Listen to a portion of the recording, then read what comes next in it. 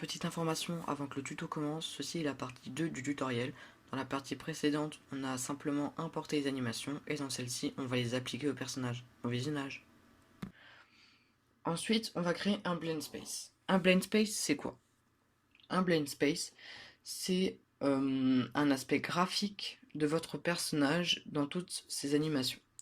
Grosso modo, ça va être... on va voir votre personnage faire du surplace, mais on va voir tous les états de ses animations, les uns après les autres. Et ensuite, grâce à l'anime blueprint, qu'on va créer juste après, on va lui dire qu'il doit jouer telle ou telle animation en fonction de la vitesse. Et ensuite, une fois qu'on aura la vitesse, et bah du coup, quand notre personnage commencera à marcher, on va lui faire jouer cette animation. C'est très important de comprendre que le blend space est juste graphique. Le blend space ne va pas faire avancer votre personnage. Donc, pour créer ce blend space, on va aller dans l'onglet animation et on va descendre chercher le blend space 1D. Vous allez choisir le squelette de votre personnage et vous allez l'appeler BS1D underscore, le nom de votre personnage. Vous allez pouvoir l'ouvrir et là vous allez tomber sur cette fenêtre là. En cliquant sur le petit curseur vert, vous allez pouvoir sélectionner à quel endroit vous voulez voir les animations. Et nous, du coup, on va placer les deux animations en fonction d'une valeur. En dessous, là, vous voyez que la valeur c'est 0, la valeur minimum c'est 0 et la valeur maximum c'est 100. Et cette valeur s'appelle known. On va directement changer ça. On va l'appeler déjà speed. Donc speed, ça sert quelque part à rien de le renommer parce que ça va pas nous servir, mais c'est quand même pour se repérer. Donc je vous conseille quand même vivement de changer le nom. Et ensuite, par défaut, Unreal Engine utilise les valeurs de 0 à 600 pour les valeurs de vitesse en fait. Donc là, au lieu de mettre 100, on va mettre 600. Votre curseur a changé de place.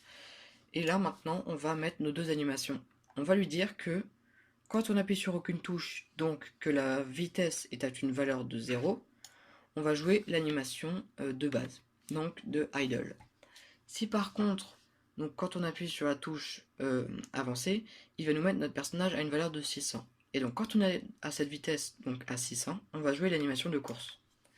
Ce qui fait que en cliquant sur votre curseur vert, vous allez voir toutes les étapes qui vont se faire en fonction de la vitesse.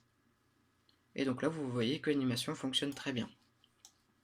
On peut également baisser la vitesse et voir que bon là, faudrait appuyer, désappuyer, appuyer, désappuyer pour voir ça. Mais en toute logique, vous verrez soit ça, avec une transition telle que celle-ci. On a fini avec le blend space, on va pouvoir le fermer, retourner dans notre onglet animation, dans notre onglet anime blueprint, et là, c'est la dernière étape de cette vidéo. Vous allez aller dans l'onglet animation, animation blueprint. Vous allez sélectionner le skeletone de votre personnage et vous allez cliquer sur OK. Vous allez le renommer anime bp underscore, le nom de votre personnage. Vous double-cliquez et ça va vous ouvrir cette fenêtre là. Si vous êtes en 4.23, la première fois que vous le lancez, normalement vous êtes comme ceci. Et donc là, il faut aller dans l'anime graph juste ici, double-cliquer et vous allez être sur cette fenêtre là. Je ne le savais pas avant de lancer la 4.23 que c'était comme ça, mais là c'est comme ça, je vous le dis, faut pas stresser, c'est normal. Donc ça c'est la position finale qu'aura notre personnage. Nous, on veut lui dire plusieurs choses.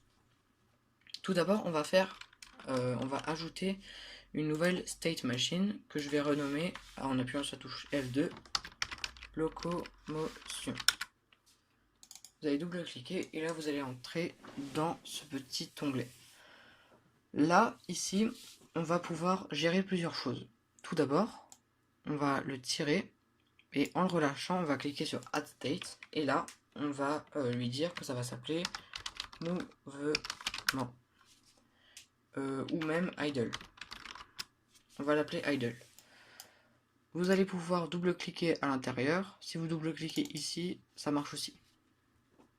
En cliquant, enfin en prenant votre blend space, vous allez le glisser dans l'autre monsieur, l'autre bonhomme, de façon à ce que ça donne un résultat comme celui-ci.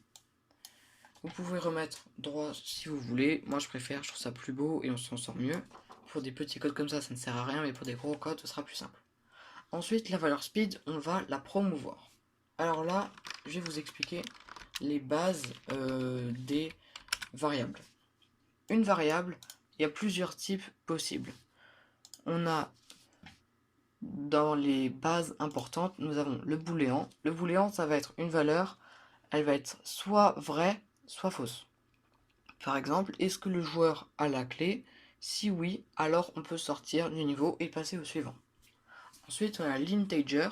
Ça va être pour des nombres entiers. Le float pour des nombres avec des virgules.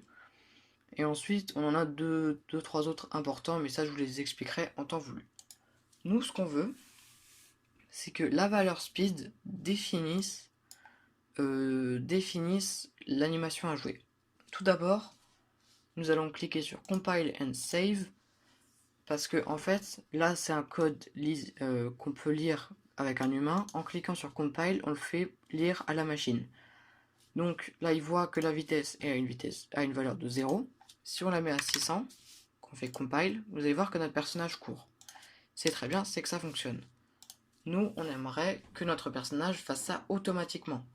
Donc pour ça, il faut se rendre dans l'onglet Event Graph. Et ici, on va chercher plusieurs petits codes. Le premier, ça va être un isValid. Vous allez le relier, et là on va lui dire, si la vitesse est valide, qu'est-ce que le personnage va devoir faire? La vitesse va toujours être valide. Même si la valeur est à 0, c'est quand même une valeur, c'est quand même une bonne valeur. Il y a toujours une valeur. Ensuite, là, on va sélectionner un getVelocity pour avoir la vélocité du personnage. La vélocité, c'est énormément de choses. Ce code, vraiment, il y a énormément de choses dedans. Je vais pas tout vous expliquer, mais en gros, ça fait que là, quand vous allez appuyer sur votre touche avancée, il va y avoir tout un tas de choses qui vont être gérées là-dedans et qui va vous sortir une valeur. Ensuite, ce qu'on va vouloir faire, c'est définir la vélocité à notre variable speed. Pour faire ça, vous glissez votre variable speed n'importe où dans votre event graph, donc c'est le nom de l'endroit dans lequel on est, et là il vous demande soit un get, soit un set. On va faire set pour définir la valeur. Get c'est pour prendre la valeur et en faire quelque chose derrière. Donc set, si la vitesse est valide, alors on va définir la vélocité à la variable speed.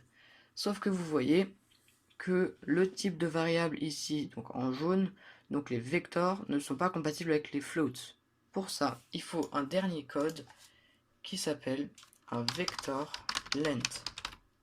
Vous allez choisir le premier et vous allez pouvoir relier les deux. Vous allez pouvoir compiler, sauvegarder et on en a fini avec ce code. Ou plus ou moins pour le moment. Vous allez retourner dans votre content, dans l'onglet Third Person Blueprint, et là vous avez le code de votre personnage. Je vais le renommer BP underscore Emma pour le nom de mon personnage. Et ici, ça, vous en occupez pas, je vous l'expliquerai dans une autre vidéo. Juste renommez-le GM underscore Emma. Underscore le nom de votre perso. Nous allons double-cliquer sur notre personnage pour le changer. Car pour l'instant, si on fait play, on voit que c'est toujours le même personnage. Ce n'est absolument pas ce qu'on veut.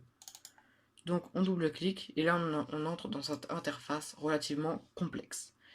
Tout ça, c'est tout ce qui a déjà été créé. Donc quand je vous dis que ça allait être un peu plus long de faire tous les mouvements et tout, c'était pas pour rigoler.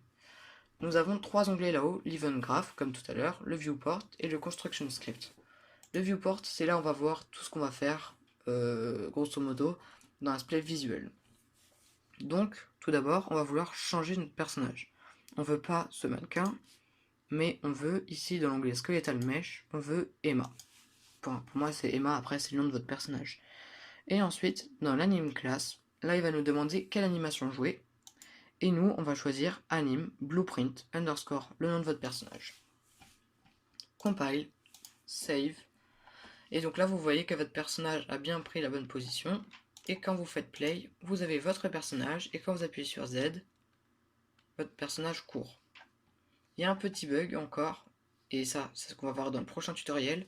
Si vous tombez, vous avez toujours l'animation de course. Et si vous sautez, vous avez toujours cette animation un peu bizarre. Mais vous avez déjà le principe de sauter. Et surtout, vous avez un nouveau personnage que vous avez choisi vous-même, qui peut courir et avoir une animation de finalement rien du tout. Et donc avec une petite transition, vous voyez là à ses jambes. Donc voilà, c'est plutôt cool, ça rend un peu plus réaliste, même si on fait un style un peu cartoon. Et voilà, c'est déjà la fin de cette première vidéo. Elle était relativement courte. J'espère avoir réussi à vous faire comprendre ce qu'il fallait. S'il y a quelque chose que vous ne comprenez pas, revenez sur la vidéo. Et si vous ne comprenez toujours pas, il n'y a pas de souci. Posez-moi votre question en commentaire, j'y répondrai. Donc voilà, c'était relativement simple. La prochaine vidéo, on va s'attaquer au saut du personnage. Ce sera légèrement plus complexe, mais vous verrez, on va y arriver. De toute façon, vous allez réussir ce jeu, il n'y a pas de souci, je n'en doute pas. J'espère que cette vidéo vous aura plu. Si c'est le cas, n'hésitez pas à liker et à vous abonner. Dans la prochaine vidéo, comme je vous l'ai dit, on gérera le saut et par la suite, on fera la map, un système de clés, les menus et on aura terminé avec ce jeu. Vous aurez donc enfin fini votre premier jeu et ça, c'est plutôt quelque chose de cool. Voilà, je vous dis à la prochaine. Allez, ciao!